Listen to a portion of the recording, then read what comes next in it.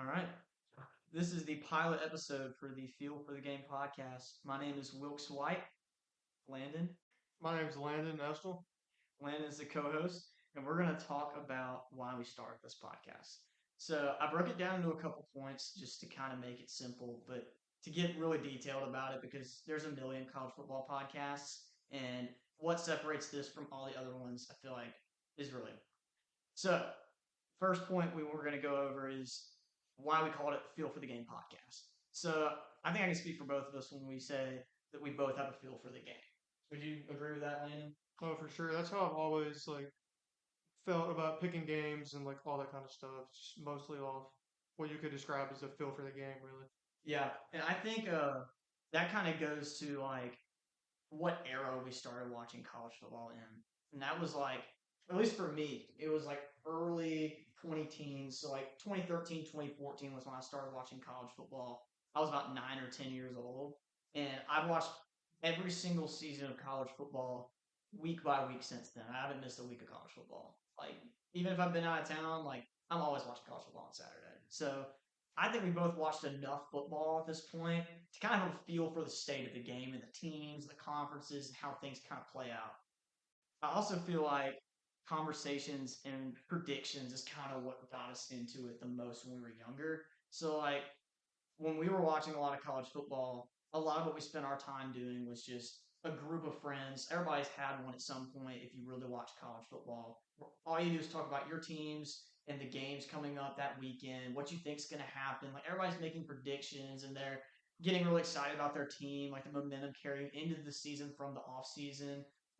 That's what I remember the most was we were already doing all that stuff. We're already talking about the recruiting classes, the preseason polls, who we thought was going to win the conference, like all this stuff. We've been doing this every year. Like this is just second nature at this point. So I think our thought process was why not start a podcast? I think we're already doing it. Yeah, I mean, why not put it to use? And most of our predictions have ended up being pretty good. Yeah, I think that goes right back to the feel for the game. Like if you don't watch college football, how are you going to feel for the game? And if you watch a ton of college football, I mean, that just makes sense that you're going to have a better feel for the game than most other people, especially if you get football. It's one thing to get stats, it's another thing to actually get football. I feel like a lot of people get stuck in the politics and stats of football, which I love stats. I'm a stat head, but I feel like it's just gotten to the point where like you see the people like doing like the Heisman voting. I don't even know who those people are. No, Like I they're mean, literally nobody knows who any of those people are. you have It's to actually watch the random games, but they get to journalists. vote. You know, like I mean, sure, there's guys like Greg McElroy who vote for the Heisman, and they played in college football in meaningful games and were figures in the sport. They should get to vote on who wins the Heisman. So, like, sure, we didn't play college football. We didn't coach in college football. We're 21 years old. Obviously, we didn't do either of those things. That's why we're doing a podcast. So, I mean, I think that says a lot about like just the era of the game that we grew up in. Like that means so much. Like the nostalgia of that is a big drive of why we started the podcast. So like I personally think that like after rewatching games and watching games today, I feel like the old games just that meant so much to me that like looking back on it, I still enjoy rewatching those games. Like preparing for this podcast, getting to go back and watch those games was probably the best part. No, I've rewatched so many games over the years. Just I mean, there's been probably multiple games I've watched multiple times. Just so much just nostalgia and just aura around football back then. Yeah, and I think that people are going to hate this, but I think that football was in the early teens was peak in my opinion because it was the most physical. After like late 2000s, it was really just ground and pound power football. Defense wins championships, and then transition into the 20 teens when we started watching football. The air raid and spread and RPO offenses started to pop It was up. just a perfect balance between smash mouth football and flashy football, but it was just 100%. perfection. I mean, now it's too dominated with flashiness and stuff, but I mean, back then it was just right in the middle and just perfect. Yeah, I feel like football's become a finesse game. Like I still love it, and I still think there's guys out there that can play nickel, can play safety, can play linebacker, and they can really lay the lumber on somebody over the middle on a slant. Like you're going to see those hits, but they're trying to take that out of the game too. So it's not just the players being softer; it's also the games become softer. But that doesn't negate our love for the game. I still Of love course, it just the same. But rewatching those games, like watching Ole Miss versus Alabama, which we're about to get into that game in 2015, the physicality of both of those teams being like top defenses in college football that year. I mean, you don't see that anymore. Like you just don't see that kind of physicality. Defense isn't coached that way. I mean, there are plenty of people who would argue against that, but I just don't feel like the coaches are allowed to coach that kind of toughness into their players anymore. No, I mean half of the stuff's penalties now. Yeah, and it's not only just the way they play the game. Like in practice, they're not allowed to coach players the same way they used to. I mean, everything is a case now.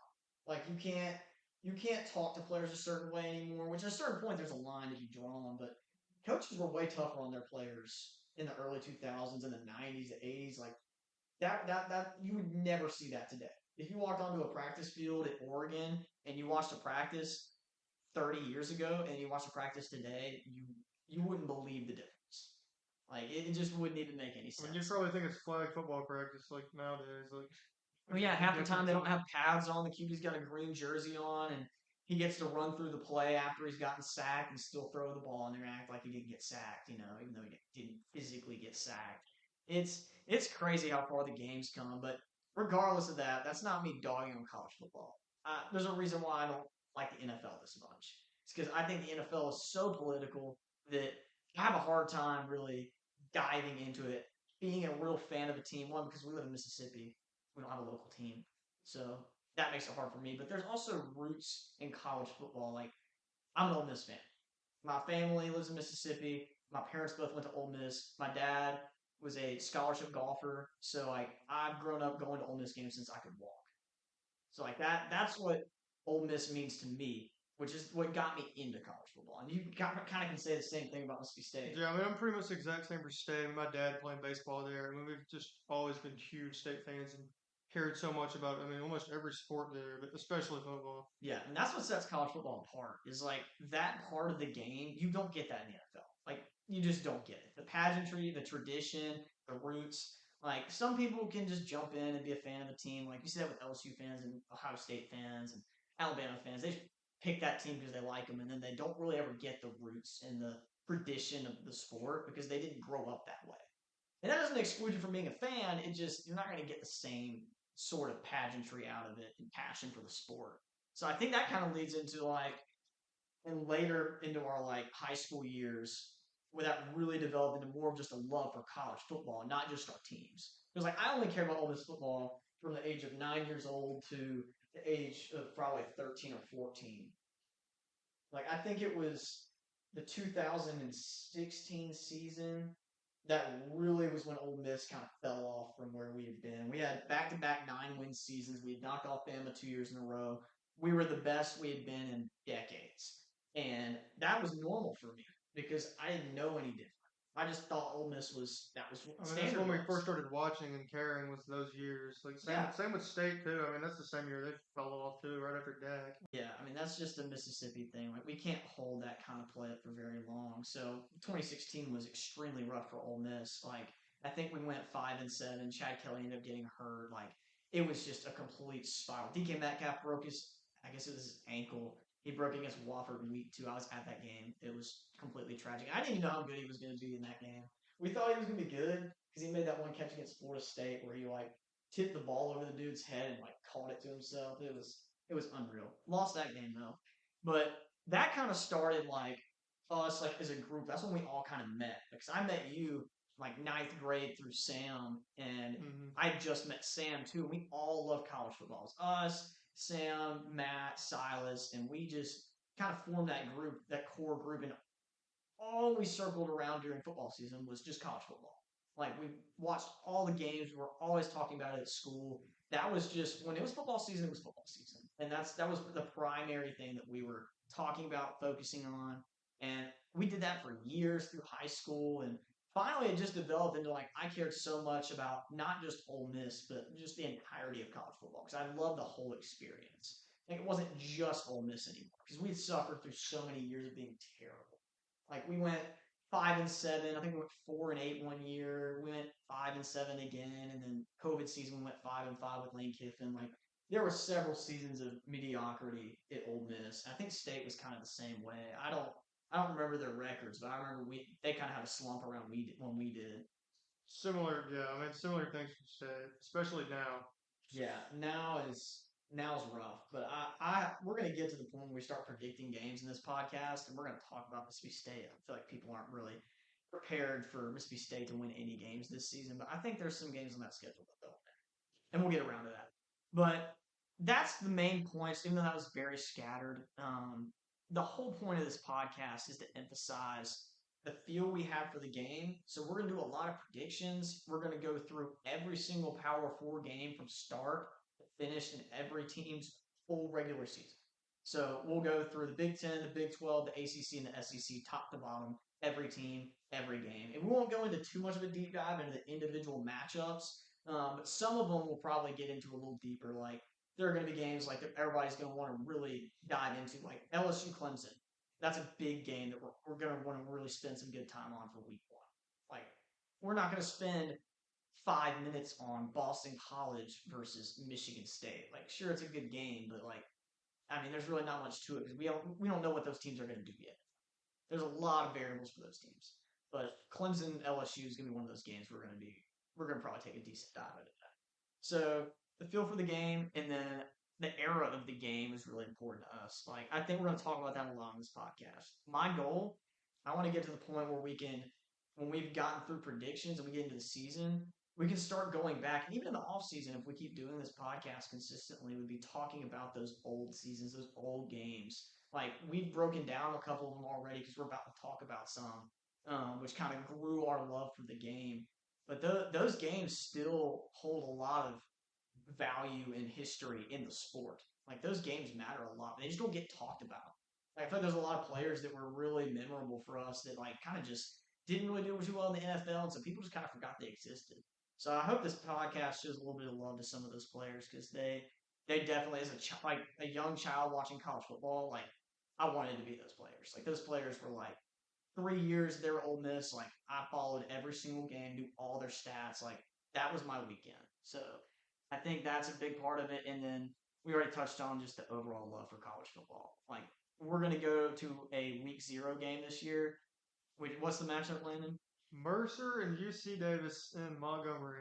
So that's going to be interesting. I've never been to an FCS game. I've watched FCS games, and I've always gotten poked fun at by my family. Like, when college football rolls around, if there's a game on, I don't care who it is, I'm turning it on. Oh, same here. So that's always been something I've gotten poked fun at. Like, I've never actually gone to one of those games, so this will be fun. I haven't told any of my family or friends that I'm going to this game, but they're gonna think it's great that we're going to games like this because no one does that. But we're gonna show some love to all these teams. Like, I think that like if Mercer's gonna play against Alabama and Ole Miss, like, why wouldn't we go watch them? You know, like, they're playing against all these teams. Like, they're relevant. They're players on that team that have legitimate talent, and some of them make it to the NFL. So I think those players should get recognized a little bit, and they're still fun. It's still football to me, as far as I'm concerned.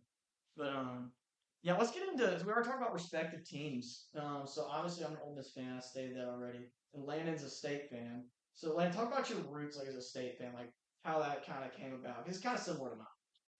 I mean, it's really just as early as I can remember, just going to games and just, hearing family conversation about games and stuff. But I really didn't care that much until it was the 2014 year with Dak, and that's just when I really fell in love with, like, all things State and college football in general. And then it really just went from there. Yeah, and like in the South, it's such a culture thing. Like, if your family embraces college football in your house, you grow up that way. Like, your dad played baseball for State, so like Yeah. your family's really rooted in State. Mine's really rooted in Ole Miss. So like that was just kind of part of the household. Like, there wasn't a Saturday where it was like, oh, what are we gonna do? Let's watch like a TV show. Like, we're gonna watch the Ole Miss game. I mean, it was obvious every Saturday what was going on. Yeah, like there was What like the TV was going to be on all day. I mean, from 8 a.m. college game day to Pac-12 after dark midnight. I mean, it was going to be football. 100%. And like, I feel bad for the kids out there that didn't get to grow up that way, whether they didn't have TV or whether they just didn't really understand how good college football was. I genuinely feel bad for kids that missed out on that part of life because that was probably the most fun part of my week was getting to Saturdays. So I think just now the fact that we're in a stage of life where we still working jobs are able to find time, like, hopefully to go to some of these games and spend time talking about it. Like, we don't have the same setting of like being around all of our same friends all the time, getting just to spend time talking about the game. So I think this is a good avenue for us just to have a good time and continue to do what we've already been doing. that's the whole point of this is like, why not record a podcast? We're already talking about all this stuff. Now we just get to spend more time and actually dedicate some consistency to it, which I think is great. And I'm really going to enjoy it for sure. So I think one of the things that I was looking forward to the most was breaking down kind of what started our like complete like immersion into college football for our respective teams. So I did a best moment and a worst moment breakdown for each of us. You already gave me yours, so I'm gonna start with mine. Um, so 2015 would be the best moment I can remember as an Ole Miss fan. We played at Alabama.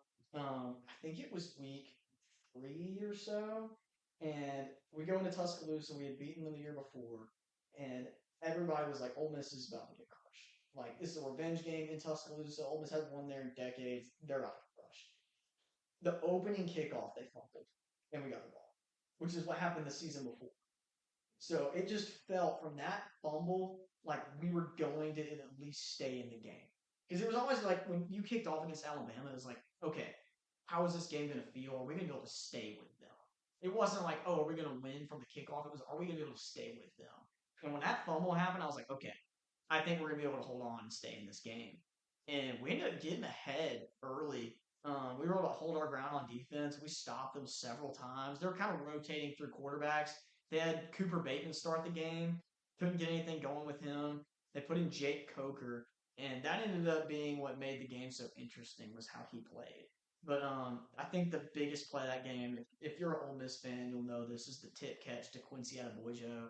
He was right behind Laquan Treadwell. I think it was on an out route or a corner route. Chad Kelly takes a high snap and like he goes over his head, he tips it, and he hits it up in the air to himself. As soon as he catches it, he's got a defensive tackle without hitting him in the chest, and he just heaves it up to Laquan Treadwell. It bounces off of Laquan's helmet when he's in like double coverage, and then tips straight off into Quincy Adebojo's hands, and he just takes off.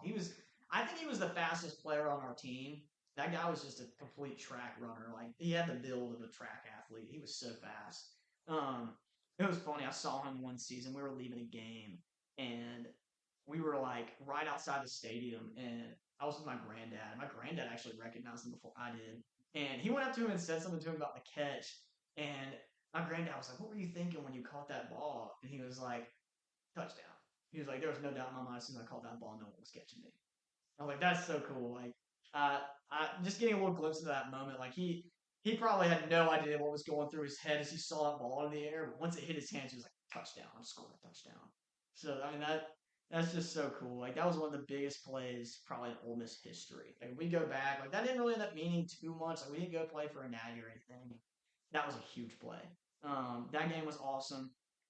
The worst moments I feel are what define your fandom the most. So this one, I've got kind of two, but this one's the most just painful for me. It was when we played LSU in 2014. We had 4th and 1 on the LSU 45, and it was 7-3. So we really, really, really needed to put score on the board here. Like we had to kick a field goal or get a touchdown because we had held them pretty much the whole game. This would have been the make or break. And Bo Wallace ran a QB sneak and got stuffed. And I was like, oh, crap. Like, they haven't done much on offense, but if they score a touchdown, we might have lost our last chance to score. Sure enough, they go down and score a touchdown. They just ran the ball all the way down the field and got to the goal line, ran a little play action pass to the fullback, ended up scoring. It was 10-7. We had the ball, last drive of the game. We end up making a 4th down conversion. We get inside LSU territory again, and we're probably within 50 yards of making a field goal. So we're like on the 30. It's like 3rd and 6 with 9 seconds left, I think was the timestamp. Bo Wallace rolls out left, and I don't remember if it was Cody Core or Vince Sanders, but they were right by the pylon in the end zone being blanketed by somebody. All Bo Wallace had to do was either run out of bounds, throw it away. Like that's really the only options there is you save the time that's on the clock and you get a field goal if you go to overtime. He rolls left off his back foot and just heaves it. Just no air, no speed. It's just a duck. Gets intercepted. Game over. And I was just like, I think I was 10. So that tells you about how much I really knew about football. Like I was just watching the games. I knew the players. didn't really know much about like plays and like route concepts and like defensive formation. I didn't know any of that stuff. I was just watching the game. I remember being upstairs at my grandparents' house. I was by myself watching that game. And when that happened, I realized we had lost because we were like, I think that was when we were undefeated. We were number 3. LSU was like number 20. They had just gotten beat by Mississippi State, I think, a couple weeks before. And I know for a fact for that game. Like that made me so upset. Like it took me an entire 24 hours to come down from losing that game. And that I think 10-year-old Wilkes, that was definitely salvific for him. He needed that game. The other game I wanted to give an honorable mention to, not in a good way. This game was really tough for me. The Auburn game that year, I think it might have been the week after that. Laquan Treadwell would have had the winning touchdown, and he broke his ankle getting dragged down in the end zone. That was fun. I remember watching that with my whole family. I know all of us were like just losing it. It was terrible. Me and my sister both were crying. My parents were both just like in complete shock. Like it was horrible. That game was terrible. But I think that sums up like the biggest moments of like watching college football for me early as an Ole Miss fan. Like those moments define like how much I cared. Big seasons, big moments, disappointments, really, really high moments. Like that kind of stuff is what kept me watching Ole Miss football. Even though we went 5-7 in 2016 and we went 4-8 with Matt Luke. Like it was those seasons. Like I still watched all the games. So all right, so for Landon, we have your best moments and your worst moments. You want to start with your best one? Yeah, I'll go with my best one. That would be in the same year, 2014. I mean, that's really where everything started. But we were 5-0, hosting college game day for the first time ever. Number 2, Auburn coming to town. I mean, we were unranked, I think, like 3 weeks before. We would go down to Death Valley, beat LSU, blow out A&M at home. I was at that game. That game was so fun. But then I'm pretty sure Auburn was the next week after that. We might have had a bye week, but I think it was the next week. But this was a really weird game. A lot of turnovers early, but we went up 21-0. And then from there, really just holding on. And then, of course, Dak having a huge game. He had 120 yards on the ground and 2 touchdowns. And just after that game, just knowing we were going to be like the number 1 team in the country, I mean, it was just a special thing for me. I mean, this is the first year I ever cared. Even before we were really good, it was the first year I ever cared. But just to have that as your first season that you just really watched, just really made my fandom super strong. I really accredit that season to like how I feel about football right now. But Yeah, I don't think we realized how good we had it. Like for those of you that were listening to this podcast right now and don't know this, which may be like 2 people, Ole Miss and Mississippi State were in the top 4 at the same time. This has never happened again. Probably will never happen again. But State was number 1 and Ole Miss was number 4. That was post Ole Miss losing to LSU. We were still number 4. I think we were number 3. I think there was a time in the AP poll or the coaches poll, one or the other, we were 1 and 2. I think I remember Because that. I have a newspaper cutout somewhere at my house that says like 1 Mississippi, 2 Mississippi. Because we were 1 and 2. Yeah, I have that remember somewhere. I tried to look for that not too long ago. I couldn't find it, but I always like the coaches poll better. The AP poll has always been so frustrating to me. they're both just that's another conversation. We're going to have a conversation about that on this podcast. Oh, for sure.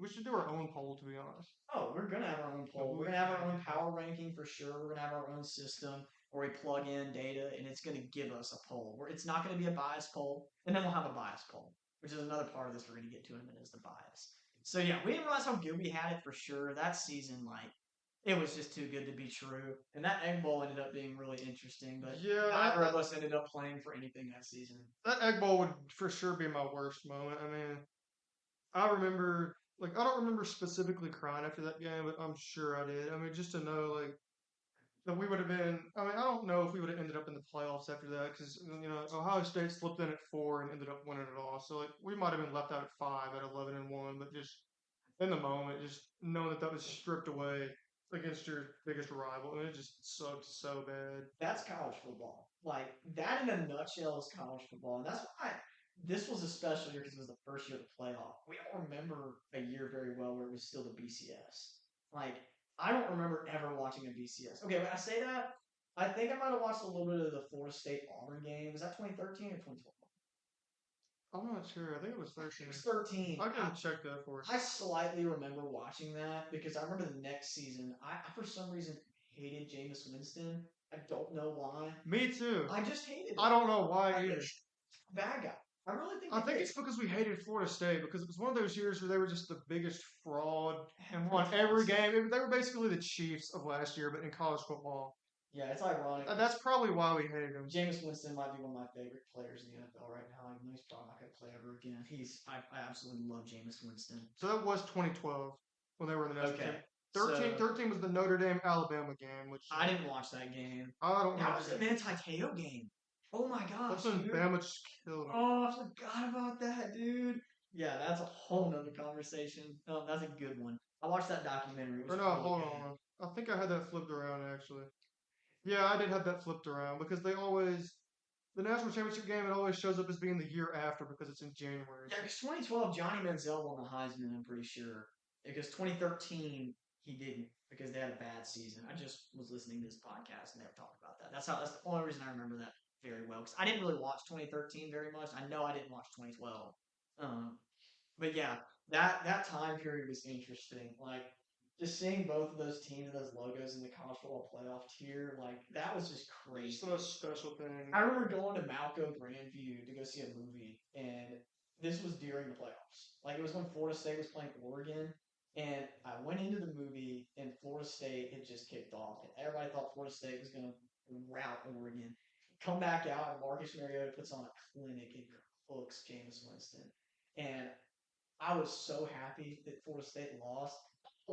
Don't know why I hated them so much. I know I loved Marcus Mariota though. That Oregon team was so much fun. Yeah, I remember hate watching Florida State that whole game. It was the funnest thing ever. And I think it was like 59-26 final. Oregon beat them. It was the Jameis Winston like what was it? He slipped backwards and threw it up in the air with a fumble and never turned it, and it was just hilarious. Oh my gosh, I forgot about that. Like the worst play ever. Poor Jameis. That was so unwarranted hate from me towards Jameis. I wish I could tell him right now how sorry I am. Not that it matters, but okay. So best and worst moments. You said that your 2014 Egg Bowl was your worst moment. Just the whole game was Yeah. the worst moment. There's not one specific point in that game. Just the whole thing. Just the worst. Yeah, I didn't put that as my best moment, but it was definitely up there.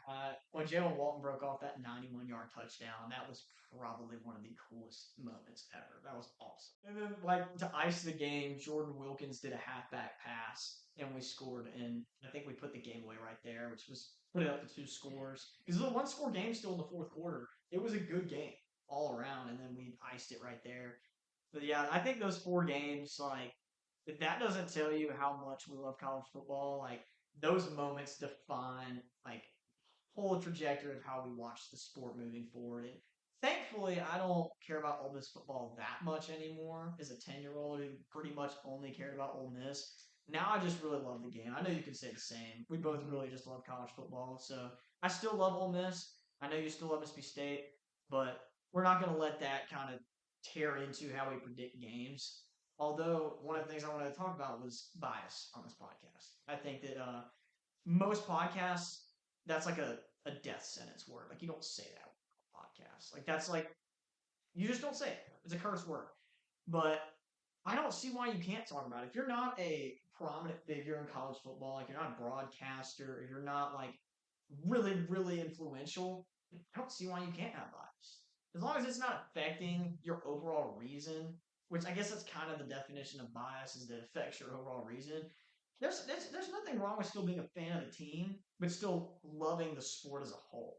Like if Ole Miss has a terrible season this year, which with how top loaded the SEC is, like top to bottom it's loaded, we could absolutely have a disappointing season. I'm still going to enjoy the whole thing.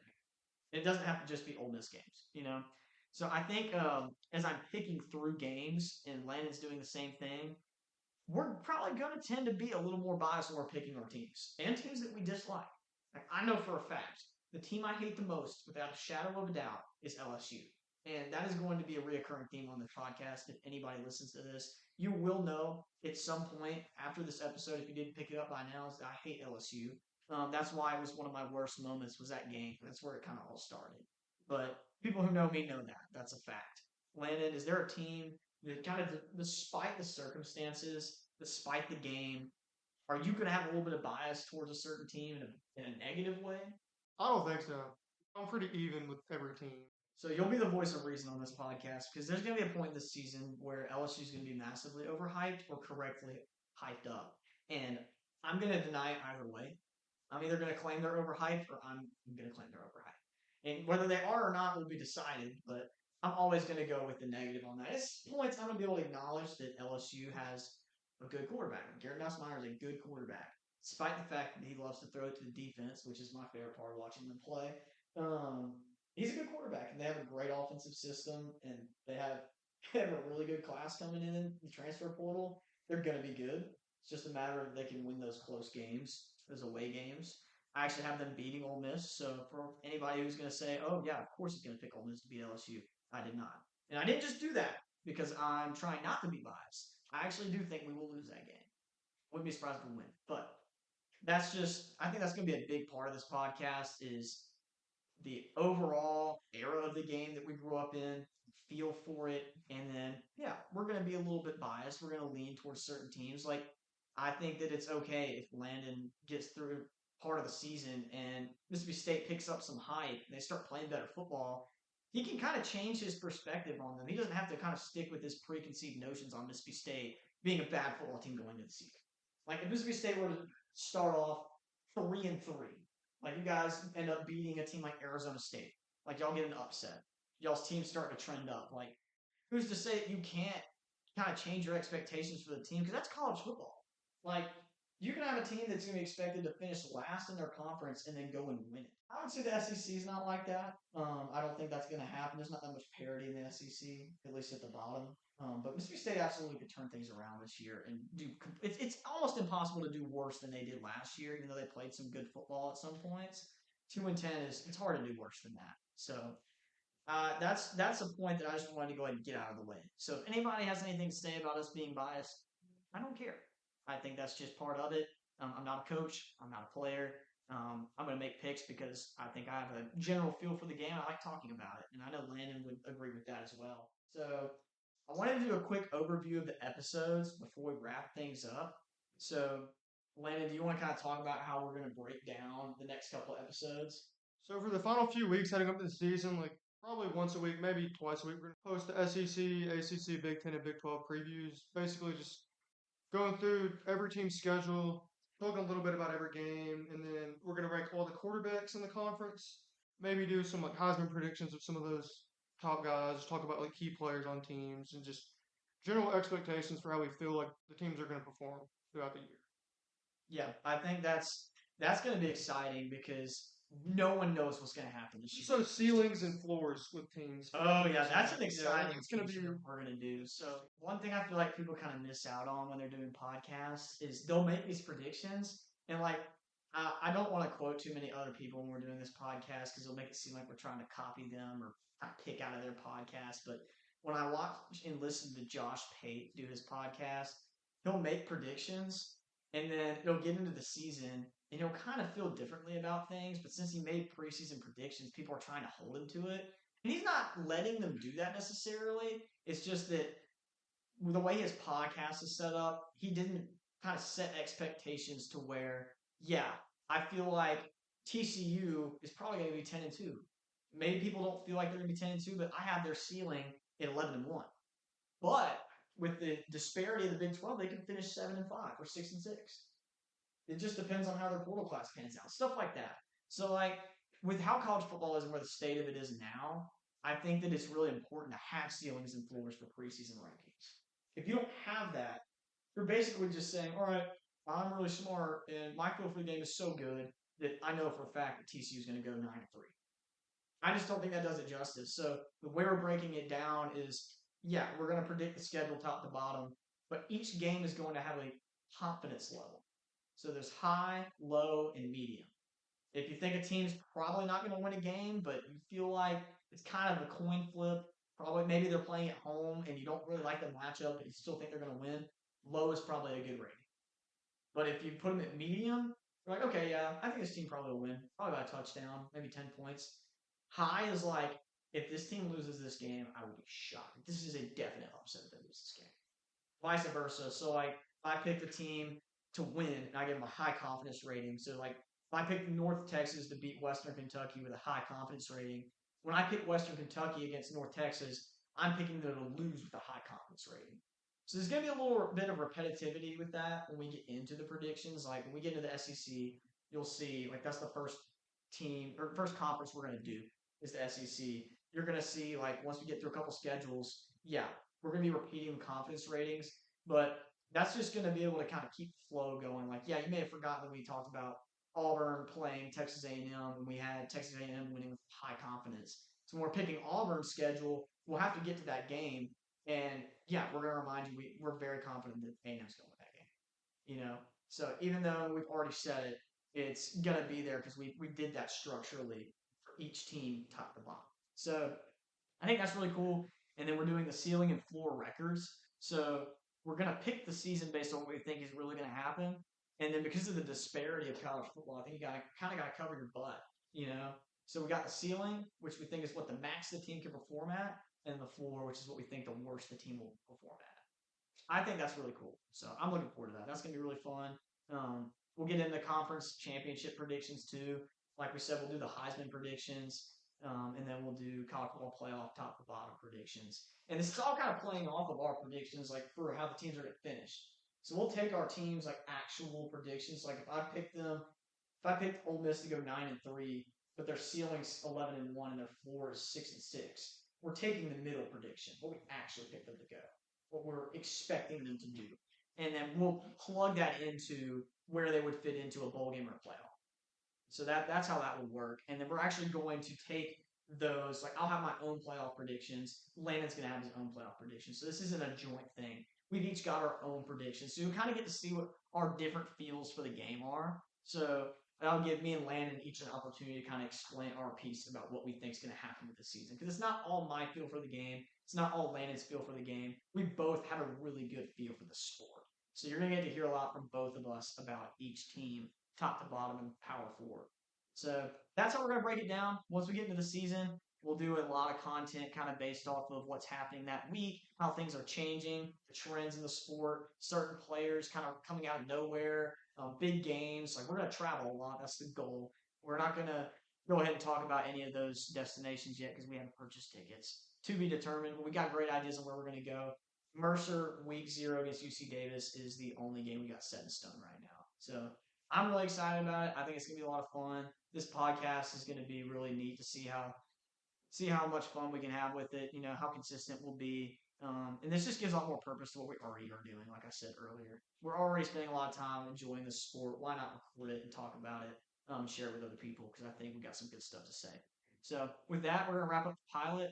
Hope it wasn't too rough. I think the audio has been pretty good. So looking forward to the second episode. We're going to go into the SEC predictions next. So probably going to try to drop that in the next week or so. We'll have these dropping hopefully every week, maybe double up on a week going into the season, August 31st, week 0, August 23rd. Very excited. Lennon, are you ready for college football? I've been ready since the last snap of the National Championship game. That's enough said. I think we're both really ready for it. And especially with college football 26 game coming out. I mean, that just made it even 10 times more. Oh, yeah. And we'll have to do some content about our dynasties. We've started on some dynasties and they're super fun.